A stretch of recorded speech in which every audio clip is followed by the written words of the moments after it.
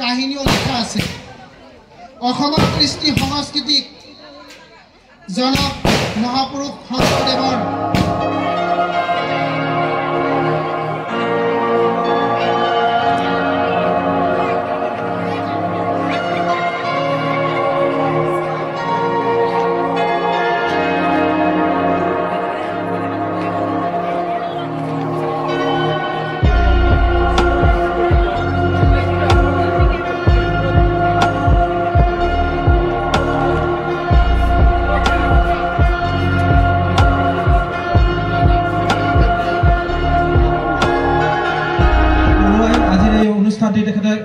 এগৰাকী সক্ৰিয় কৰ্মী আৰু তেখেতক এখন আদৰৰ বিহুৱানেৰে আদৰণি জনাব।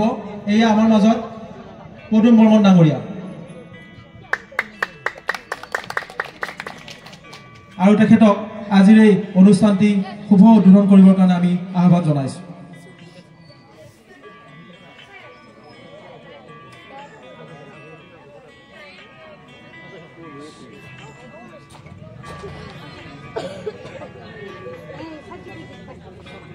আৰু আয়তীসকলক উৰুলিৰে আজিৰ এই অনুষ্ঠানটি শুভাৰম্ভণি কৰিবৰ কাৰণে অনুৰোধ জনাইছো।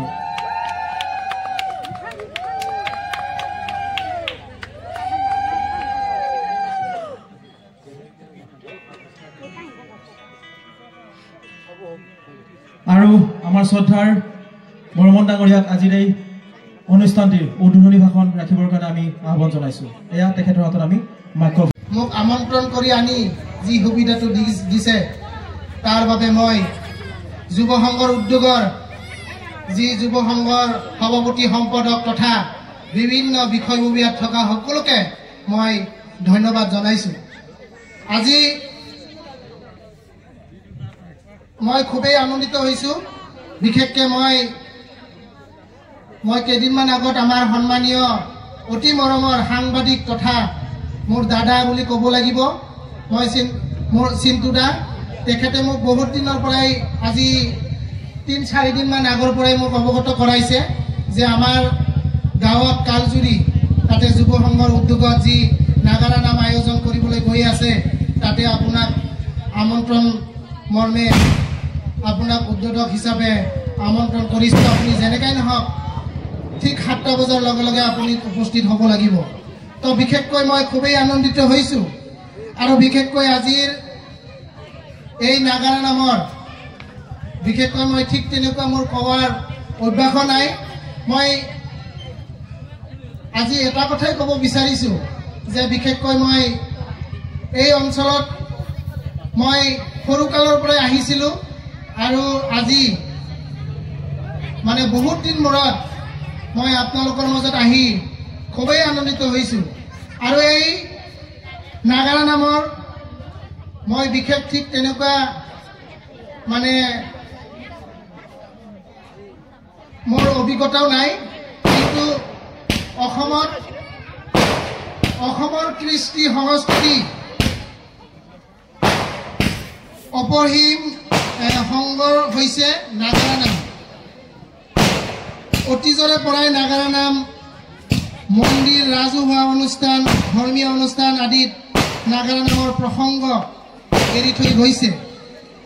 মহাপুৰুষ শংকৰদেৱ নাগাৰা নামৰ ৰামায়ণ মহাভাৰতত কাহিনীও লিখা আছে।